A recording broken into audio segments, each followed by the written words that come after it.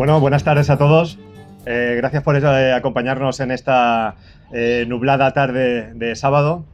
Estamos aquí para nada más y nada menos presentar el nuevo libro de Octavio López, que viene a presentarnos Cazadores de Graboides, historia de la saga de Temblores, ¿vale? Esto es importante, esta Z que tenemos hoy aquí, porque si no me equivoco, llevamos viniendo, ¿cuánto? 10 años. Llevamos viniendo 10 años aquí. ¿Pero qué diablos es eso? ¿Qué demonios es ese sonido? Yo diría casi seguro que es un graboide. ¿Un graboide? Sí. ¿Pero qué demonios es un graboide? Un graboide, pues yo creo que la mayoría de vosotros sabe ya lo que es, pero bueno, para que no lo sepa, es una especie de gusano gigante, antropófago, que se mueve por debajo de la tierra y que depende de las vibraciones que escuche en la superficie, sale y se come a sus presas, normalmente seres humanos. Pero y entonces, esto de Cazadores de Graboides, ¿a qué se debe? ¿Por qué el título? ¿Por qué un libro titulado Cazadores de Graboides?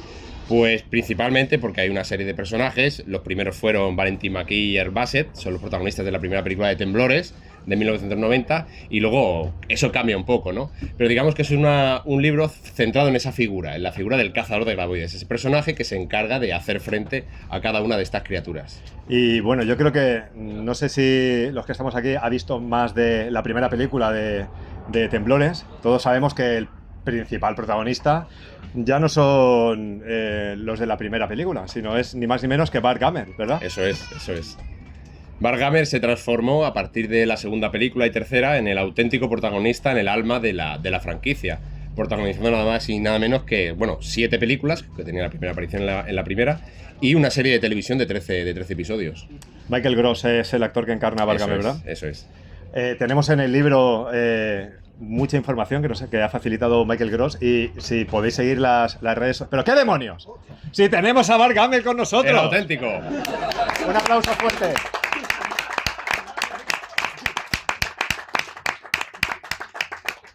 Por favor, Bart, siéntate. Buenas tardes. ¿Qué tal? ¿Cómo estás? Bien, venía de la tintorería porque, bueno, ya sabéis que en el desierto uno se ensucia bastante y os he visto aquí.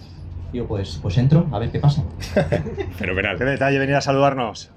La presentación de su propio libro. ¿Y por qué Octavio, a priori, un personaje como Bart, que en la primera película, digamos que es un personaje secundario, un poco matable, por así decirlo, un preparacionista, como con afiliaciones un poco de la alt-right americana? ¿Cómo es posible que de repente este personaje, que así a priori es muy matable en la primera película, se convierta en lo que es en la saga? Pues eso es un caso muy curioso, que para mí es uno de los grandes estimulantes de este libro, bueno, de la historia de la saga en concreto, que se debe en parte al carisma que tenía Michael Gross, ¿no? Tenéis, si los que habéis visto un poco alguna de las pelis, veis ese brillo que tiene en los ojos, un poco enloquecido, ¿no? El tío se implica sobremanera, pero creo que fundamentalmente se debe a la primera película, lo que estás diciendo tú, que es que esperas que muera ese personaje, que es un personaje matable, porque es el típico arrogante que va de listo al principio de la película y luego la amenaza le supera y acaba muriendo, ¿no? Eso ocurría normalmente en este tipo de películas. Pero con Temblores no. Temblores es una de esas películas que sus creadores, los artífices, Ron Underwood, que era el director, Steve Wilson y Brett Maddock, quisieron invertir todo eso, ¿no? Invertir el paradigma, hacer un cambio de paradigma. Y en ese sentido, lo que ocurre con Bart Gummer y su mujer, Heather Gummer, no sé si os acordáis, hay un momento que están ahí preparándose por si vienen los graboides y tal, no sé qué, se creen que están por encima de la situación, el graboide los sorprende en su sótano. Y parece, porque la propia película incluso te engaña, que se los va a comer el graboide, pero como están preparados hasta los dientes, les hace frente al graboide, el matrimonio Gummer hace frente al graboide y lo vencen, ¿no? Entonces Michael Gross cuenta en el libro que precisamente cuando él acudió a ver la película los primeros días en el cine, se dio cuenta de cómo la audiencia al principio tenía cierta repelencia, ¿no? Era un personaje, reacio, ¿verdad? Era un poco repelente, como iba de chulito, de arrogante, y era un personaje un poco molesto. Al principio lo tomaba con distancia, ¿no? Pero en el momento que, gracias a su preparación, efectivamente consigue vencer a Graboide y tiene la frase aquella de no te esperabas un recibimiento como este, ¿verdad, cabronazo? Pues ahí que la gente, el chip le cambió. Y entonces desde ese momento se convirtió en el favorito de la audiencia. Hasta el punto que lo que estamos diciendo, que ya a raíz de la segunda, tercera, cuarta, se convirtió en el absoluto protagonista de la saga. Estamos hablando de saga y estamos hablando de como por encima de las películas. Pero ¿nos puedes decir cuántas películas componen la saga? Porque tengo entendido que hasta hay una serie de televisión. Sí, lo que hablábamos antes, son 7 pelis y una serie de televisión, que para contarla por ahí rápidamente por encima, digamos que la primera saga de los graboides está muy bien porque lo que hicieron los creadores es que en cada película, por lo menos en las 3-4 primeras, te van estableciendo cada una de las fases de los graboides. La primera te sale el gusano, luego la segunda te sale el chillón, que es digamos que la siguiente transformación del gusano, y luego el lanzapedos o culo en llamas, ¿no? Que es la evolución del chillón, que puede volar y bueno, se tira unos pedos, de ahí su nombre lanzapedos, una combustión que tiene ahí en el recto, y con eso despega y puede volar grandes distancias. Y ya pone un huevo y ya se repite el ciclo, ¿no? Digamos que esas son las 4 primeras películas, aunque la 4 es muy significativa, es muy chula, porque es una precuela que está ambientada en el oeste 100 años antes. Y también sale Michael Gross, pero claro... Sale como un antepasado, como si fuera un tatarabuelo. Es un tatarabuelo suyo, tatarabuelo de Vargammer, y está muy bien porque Michael Gross hace un personaje al principio de la película, de Temblores 4 estamos hablando, esta que está ambientada en el oeste, totalmente opuesto a lo que es Vargammer, que es muy obsesivo y está muy puesto con las armas, sabe defenderse muy bien. El personaje que le interpreta, su abuelo, su tatarabuelo, Hiram Gammer, un tío timorato, que le da cosa a todo, no quiere tocar nada, ¿no? A mí, muy relamido, ¿no? En resumidas cuentas. Y a lo largo de la película, a lo largo de Temblores 4... Va forjando el carácter Gammer, ¿no? De hacer frente a estas criaturas. En parte por eso, porque salen unas larvas de graboide y las tienes que le tiene que hacer cara, y de alguna manera eso podemos decir que le marca generación tras generación después de todo lo vivido. Eso es. Okay. Bueno, y yo puedo comentar que como experto en cine subterráneo y cine de monstruos de las profundidades, podemos hablar que estas figuras terroríficas que nos amenazan desde el subsuelo han estado muy presentes en el cine. Yo creo que, bueno, desde el gusano gigante de Dune hasta la serpiente rayada que tenemos en Beetlejuice, hasta otras películas que también pueden estar dentro del mismo subgénero de cine de terror, como por ejemplo Descent, también tenemos Grabbers, tenemos la película Grieta, ¿no? Todas ellas con monstruos que, como dice en la película, son monstruos que excavan como cabrones. Pero de alguna manera todas estas pelis no tienen el carisma que tiene la saga Temblores. ¿Nos podrías decir un poco por qué crees tú que tiene ese carisma voy a intentarlo. Las películas de Temblores, aparte por el personaje de Vargammer que mola un montón, es porque es una especie de juego divertido y cómplice con el espectador, en lo que nada se toma demasiado en serio, es una especie de diversión en el que tú participas y hay una especie de pulso entre los seres humanos y los graboides y los gusanos, ¿no? Entonces ese juego divertido con las réplicas de cada uno de los personajes es súper contagioso, ¿no? Y si entras en ese mundo, pues es garantía de éxito y de trepidancia, por así decirlo. De alguna manera tienen esa fórmula que te hace engancharte, ¿verdad? Es como que tiene algo que todas las películas son diferentes, todas aportan algo nuevo, pero todas mantienen el espíritu que de alguna manera le da ese carisma a la saga. Sí, y es una fórmula, un espíritu muy difícil de replicar, porque en su momento, hasta el punto de que la distribuidora no sabía cómo vender la película. O sea, cuando se encontraron Temblores hecha, dijeron, ¿esto qué es? ¿Es una película de terror o es una comedia o cómo la vendemos, ¿no? Y al principio no sabían, al principio la querían vender como una película de terror y hicieron un primer pase en Estados Unidos que fue un fracaso, la gente burlándose de la película porque se creían que iba en serio y tienes que tomarle el puntito, ¿no? Luego ya cambiaron un poco el rumbo y lo enfocaron más hacia la comedia. Pero ni siquiera la audiencia estaba preparada para ese cóctel, porque la primera película de Temblores pasó bastante desapercibida. O sea, en el ranking de las 100 películas más taquilleras de ese año, creo que estaba a la 80 y pico, una cosa así. Pero bueno, sí que tuvo calado en la cultura popular, porque he de reconocer que aquí alguno del público me ha reconocido que ha visto la película Vibraciones Internas, ¿verdad? ¿Qué me puedes decir de esa película?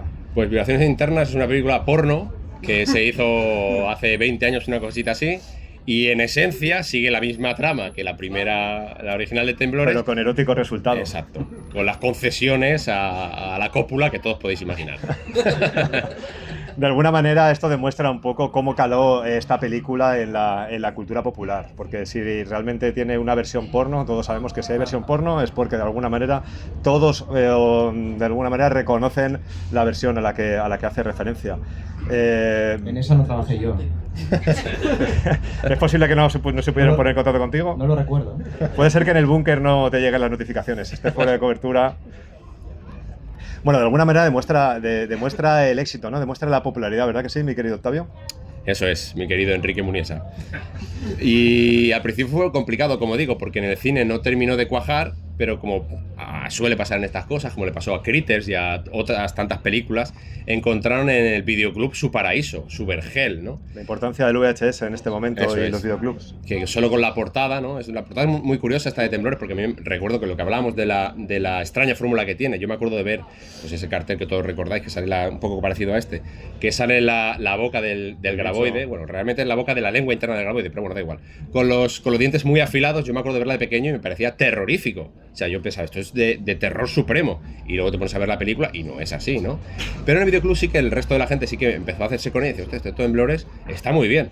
Hasta el punto que en el departamento de vídeo doméstico de Universal dijeron, bueno, pues si está funcionando en vídeo doméstico, vamos a hacer Temblores 2 solo y exclusivamente para formato doméstico. Porque, bueno, si tengo entendido, si estoy bien informado, según todo lo que aparece en el extenso libro con toda la información que tiene, solamente la primera película fue la que salió directamente a cine. El resto ya fue enfocada para el mercado doméstico. Eso es. Todas las demás fueron con la excepción de la serie de televisión, que por supuesto se emitió en televisión, pero todo el destino que tuvo el resto de la saga fue a vídeo directo.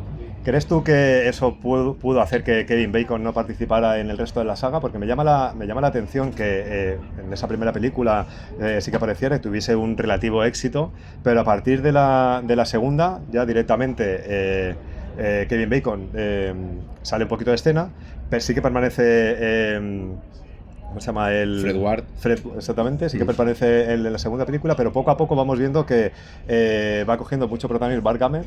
¿Pero qué pasó con Kevin Bacon?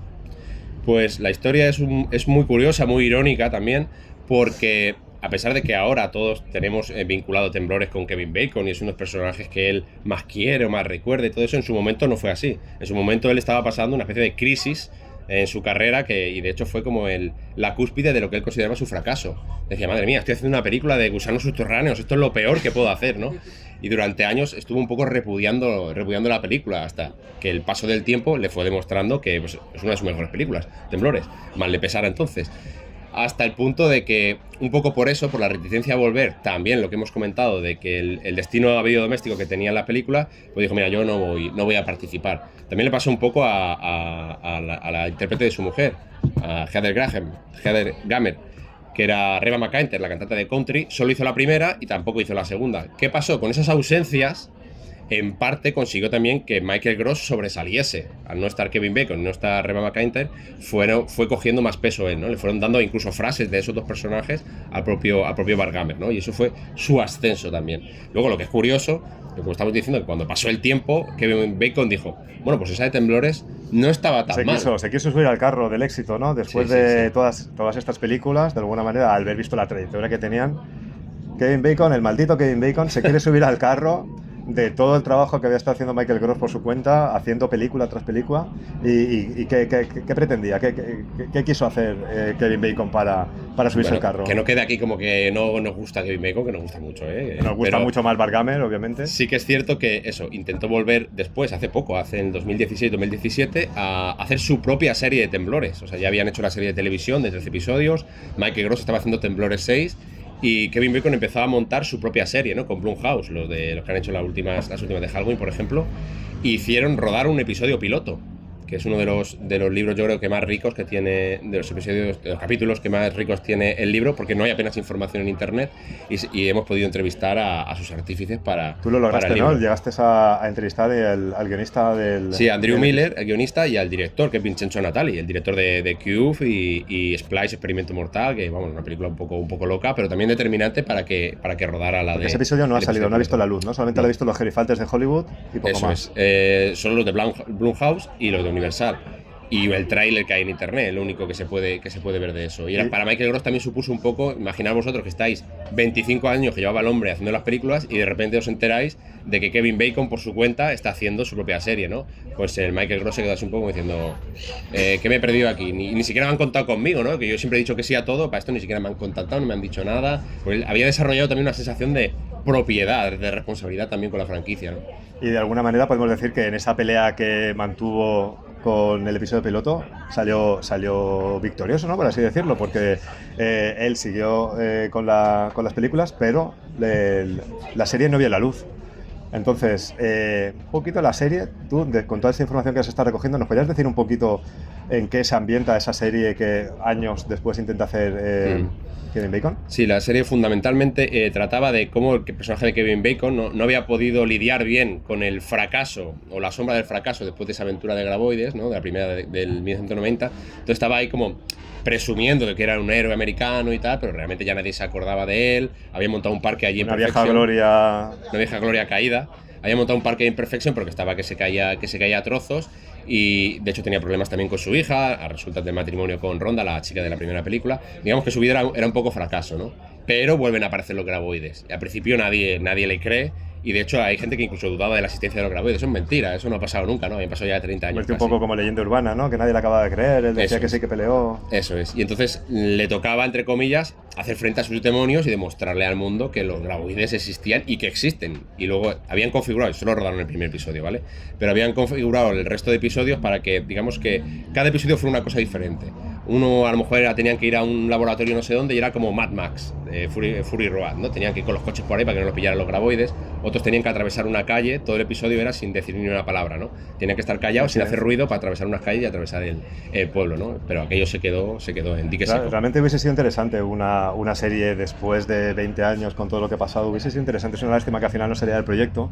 Toda esta información está recogida en el libro. En este libro, que como podéis ver tiene un volumen interesante, está muy bien ilustrado, con unas fotografías espectaculares a todo color. ¿Nos puedes decir cómo has conseguido hacer un libro de cuántas páginas? ¿Cuánto compone? 676 creo que tiene. ¿Puede ser que sea uno de los libros más extensos que has hecho hasta ahora? Creo que el que más, sí. Fundamentalmente, bueno, primero hay que darle la enhorabuena y las gracias a Apple Hit Team, a Fran Muñoz y a Pedro José Tena, porque embarcarse en un proyecto así es un poco una valentía y un milagro, porque libros de cine de 600 y pico páginas, a todo color, con esa complejidad, es que no hay. O sea, son de las únicas cosas que existen. Y de que después hablaremos también, de Ultraman Volumen 2. Y en ese sentido es una pasada, ¿no? Y también gracias sobre todo a la colaboración de Michael Gross, que cada vez que tenía alguna duda, bueno, hicimos una entrevista de varias horas, y luego cualquier duda que tenía me iba respondiendo, me pasaba fotos también. Y luego una de las cosas que creo que es más interesante del libro también es que cada capítulo está enfocado en una peli, ¿vale? Y al final de cada capítulo hay una entrevista con todos y cada uno de los directores de esa película en concreto, ¿no? Que aporta pues eso, su visión de cómo fue realizar cada una de las pelis. Y además tiene unas ilustraciones muy chulas de Tina Martínez Castelló al final de cada capítulo también, que recogen lo que hemos dicho, cada graboide de que hay. Ese no es de Tina en la ilustración. No, estoy enseñando la... Sí, está un poquito, todo 3 páginas antes que eso, te podemos encontrar una. Ahí está. Ahí tenéis el del lanzapedos y culo en llamas. Y está configurado, pues eso, como si fuera una guía de campo, ¿no? Como los bichos que te vas a encontrar, cómo hacerle frente, con una frase memorable de esa película en cuestión del propio... Porque esto es interesante, ¿no? Porque estamos hablando mucho que si las películas, que si los actores, pero realmente, si nos encontramos con un graboide, ¿cómo podemos actuar? O sea, ¿qué información tenemos aquí para defendernos de esos condenados graboides? Pues para hacer frente a esos condenados, a esos jodidos gusanos, lo primero que hay que hacer es no hacer ruido. Si son los gusanos, si son los chillones pues, o los lanzapedos, detectan los infrarrojos como Predator, ¿no? Así que depende del bicho que te encuentres, hay una manera u otra de hacerle frente. Pero fundamentalmente eso, ruidos o visión calorífica. Y toda la información está recogida en esas pródigas ilustraciones que recogen todos los detalles, junto con toda la información que has estado recogiendo en el libro. 4 años. Te iba a preguntar, ¿cuánto tiempo has estado para recuperar todo esto? Fue después de ver la última, la de Riker Island, la 7, que me entusiasmó tanto el final. Para mí es un final muy épico, muy solemne, y dije, ¡buah! Aquí hay una historia que contar del personaje este que lleva 30 años dándonos entretenimiento con una interpretación increíble de Michael Gross. Y ese fue un poco el germen, el origen. Fue un poco el detonante. Y durante todo este tiempo, 4 años, que es muchos años para hacer un trabajo, ya vemos un poco el resultado que tenemos aquí, no solamente por la longitud, sino por la calidad, lo bien que está escrito, lo bien que está ilustrado, lo bien que está explicado. En estos 4 años, ¿qué te ha enseñado? ¿Qué te ha enseñado a ti el libro? Pues fundamentalmente yo me he quedado flipado con la implicación que tuvo Michael Gross con la franquicia en su totalidad. Lo que decíamos antes de que desarrolló una sensación de responsabilidad, de propiedad, yo creo que fue mucho más allá.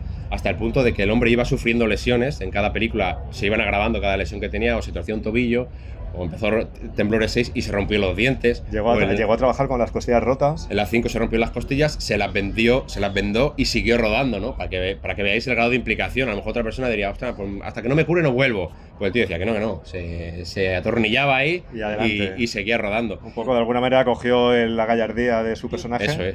Eso lo comentan varios entrevistados en el libro, que aunque Bart Gummer y Michael Gross no se parecen en nada, sí que coinciden en un punto, y es la determinación que tienen los dos para terminar los proyectos y para enfocar las cosas. Ahí sí que coinciden. Bueno, tenemos en las redes sociales también la implicación que ha tenido personalmente contigo, ¿no? Eso es, hace un par de días Michael Gross publicó en su propio Facebook que iba a tener lugar la presentación del libro aquí en Sitges, y bueno, unos ejemplares del libro están yendo ya para allá, para Estados Unidos, porque dentro de 2 semanas hacen el segundo Festival de Temblores, ahí en Santa Fe, organizado por él y por George R.R. Martin, el de Juego de Tronos, que también es fan de Temblores, y allí van a estar este libro también presente en el segundo festival. Hoy hemos estado viendo una película y se me acaba de ocurrir que a lo mejor podemos hacer lo mismo. Le podemos enviar un saludo a Michael Gross, le grabamos desde aquí, vale, y saludáis y decís "Thank you, Michael". Venga. Ok, no voy a contar 1, 2 y 3, simplemente le voy a dar a grabar y vosotros decís "Thank you, Michael", ¿de acuerdo? 1, 2... ¡Thank you, Michael! Estupendo. Gracias. Gracias a todos.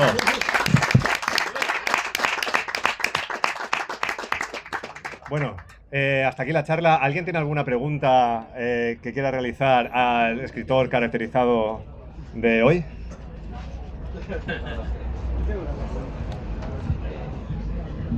Yo te quería preguntar, hoy en día que está tan en boga el tema de los remakes, las recuelas y todo esto, ¿tú ves posible hacer un remake de Cazadores de Graboides manteniendo el espíritu de la original?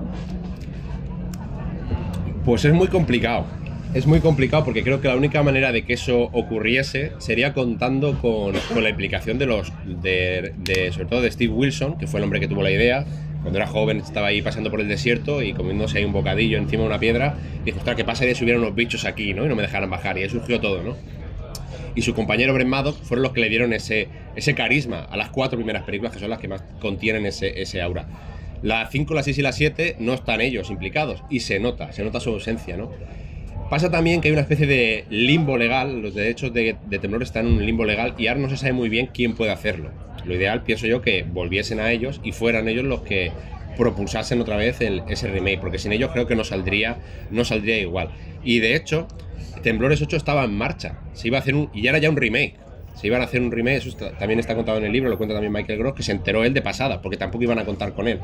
Pero coincidió que acababa de terminar, o acabábamos de salir, entre comillas, del COVID. Eso había afectado también a la división esta doméstica de Universal, y entre el auge de las plataformas de Netflix y todo esto, había mucha demanda de otros títulos, y el departamento se tuvo que reorganizar. Y Temblores 8, que está escrito, y la persona que lo escribió está entrevistada aquí en el libro, Bill Watterson, se clausuró la peli, no se hizo. Pero sí que tenían pensado hacer un remake.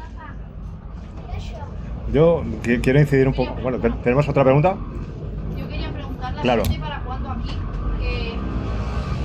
Ha preguntado la chica que Temblores 7 es una pregunta muy interesante. Es la única que no ha llegado a nuestro país. Es la única que no tiene. Bueno, no pasa nada. No tiene doblaje en castellano. La única forma de verla es o en latino o con versión original con subtítulos. Lo desconozco. Ojalá esto sirva para algo, que lo dudo, pero otra cosa que me parecía increíble, por ejemplo, fue el año pasado que presentamos aquí Zaz, Lanzarrayos, la historia de los saurones. De hecho, tiene ahí un ejemplar.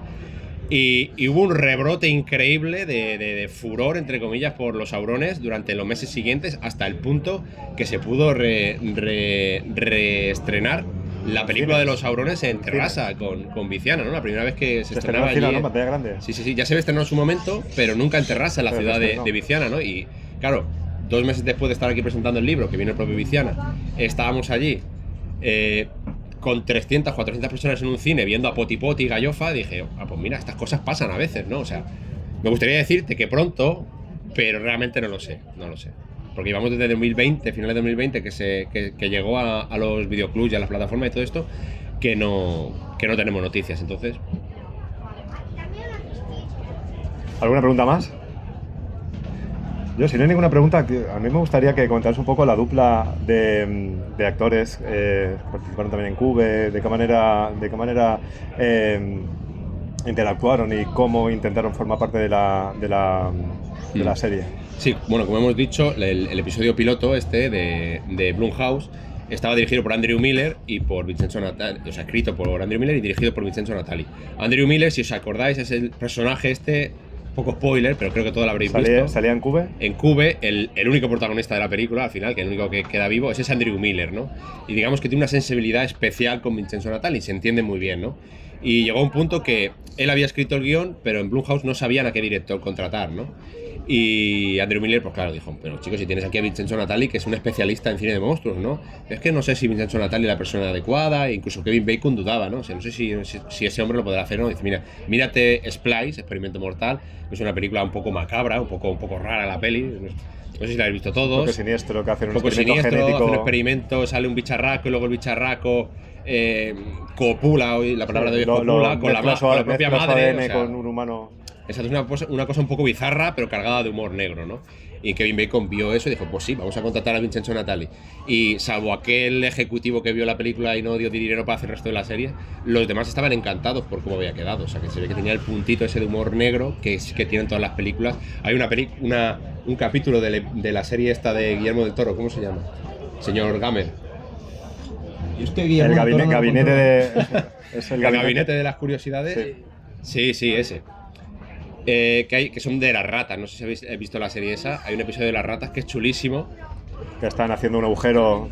Y al final sale una rata gigante en una eso, y tiene un poco el espíritu, el espíritu ese macabro de la fórmula de Temblores y de Vincenzo Natali. Sí, yo creo que nos vamos a quedar un poco con la espinita de no haber visto cómo sería esa reinterpretación de la serie después de tanto tiempo. Yo imagino que quizá algún día salga, algún día lo veremos, alguien se lo filtrará o se proyectará en algún sitio y hará un screener o algo de eso. Yo confío que lo veremos más pronto que tarde. Confiamos que el nuevo libro recién publicado de Applehead Team ayude a ese impulso para la saga Temblores, que todos los que estamos aquí, que nos consideramos fan de los monstruos de las profundidades, de ese impulso definitivo para volver a revitalizar la saga y que hagan material de calidad y que esté a la altura de todo lo que nos han dado durante todo este tiempo. ¿Alguna pregunta más? Aquí tenemos otra pregunta. Volviendo a la época de Videoclub, cuando ibas y veías la portada de Temblores y la de Tiburón, ¿qué sensaciones tenías? Uno bajo el agua, otro bajo tierra. Las dos homenaje una del otro. Sí, de hecho en el libro se explica un poquito que estuvieron barajando diferentes ideas, no sé si hay 10 o 12 diferentes ideas visuales de cómo hacer el póster de Temblores, y al final se decantaron por lo que sabían o lo que ellos pensaban. Están todas recogidas aquí, ¿verdad? Sí, que iba a funcionar mejor, que era efectivamente una remodelación del póster, del famoso póster de Tiburón, saliendo desde abajo, ¿no? Hasta el punto que las primeras versiones era el graboide sin esos dientes. La boca del graboide no tiene dientes, la grande. Pero dijeron, no, tiene que ser con dientes. Entonces pusieron la boca de la lengua interna del graboide, que tampoco tiene dientes. No, que luego utilizaron también la misma portada. En exacto, o sea que siempre era la misma. Que está trastocada, o sea, no es verdad, pero bueno. Dando mucho más miedo porque está más tiempo en el suelo que en el agua. Y quiero decir, digamos que tanto Jurassic Park, que lo hemos comentado alguna vez, bueno, vamos a desvelar la identidad de Bargamer, es Adrián Roldán, mi querido compañero de Cosas de un Monstruos. aplauso para Adrián, ha sido él todo el rato. No sé si alguien se había dado cuenta. Por aquí está Josan García también, está el boss de Cosas de Monstruos del podcast. Y Tiburón es muy significativo porque, como digo, tanto Jurassic Park como Tiburón, digamos que son los hermanos gemelos o el espejo o digamos la vertiente que acompaña a Temblores, hasta el punto que Bill Watterson, el que escribió Temblores 8, le pregunté en la entrevista que qué películas había tomado como referencia, porque claro, estaba con un contrato de confidencialidad, perdona mi dicción, que como tengo media cara así como soy yo, vamos, que no que no va muy bien la boca. El síndrome del octavismo, ¿verdad? El octavismo, que es una mano para adentro y la otra lo mismo. Pues hecho. ¿Qué estaba diciendo? Eso, que Bill Watterson contaba que la película que tuvo como modelo, sobre todo por los personajes, y ponía de relieve el monólogo de Queen, cuando está hablando de... ¿Cómo se llamaba el barco? Indianápolis. Cuando está hablando del Indianápolis y del episodio ese que tuvo cuando él era joven, como los tiburones iban comiendo a sus compañeros, lo tomaba como referente para la sensación que él quería conseguir, sobre todo con los personajes, para Temblores 8, que al final no lo veremos, de momento, se ha quedado ahí en dique seco. Ya, lo último que podemos decir, a lo mejor es porque has pasado muy por encima, el Festival de Temblores que se hace en Santa Fe. Es decir, ha tenido la importancia suficiente como para de alguna manera estar implicado para realizar su propio festival con temática graboide, ¿verdad? Sí, eso es muy curioso también porque coincidieron, no sé en qué evento, no recuerdo bien, en el libro Michael Gross lo cuenta, coincidieron en un evento George R. R. Martin y Michael Gross, ¿no? Que son vecinos. Escritor de Juego de Tronos. Eso es, viven en la misma ciudad, en Santa Fe, allí en Estados Unidos, ¿no? Y estuvieron hablando en el evento y tal, pues resulta que George R. R. Martin tiene un cine allí en la propia ciudad, un cine que es suyo.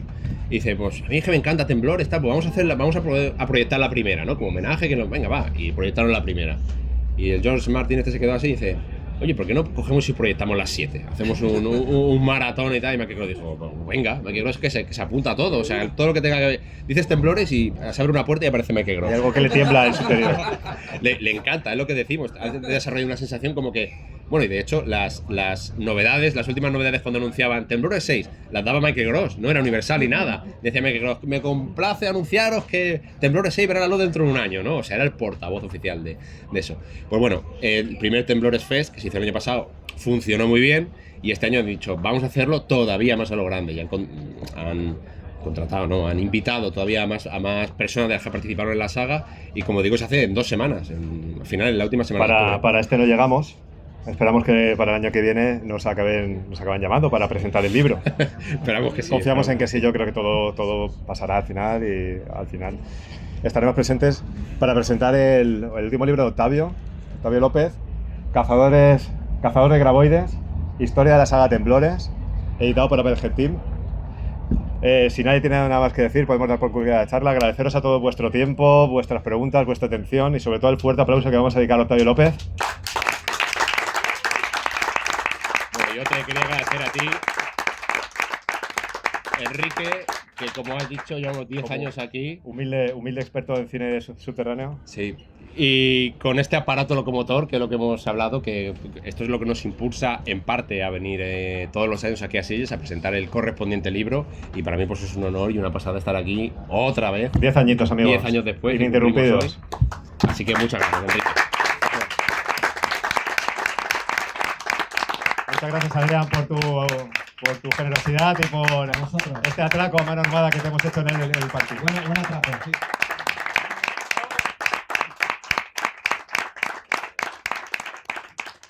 Applehead Team. Cultura sin complejos.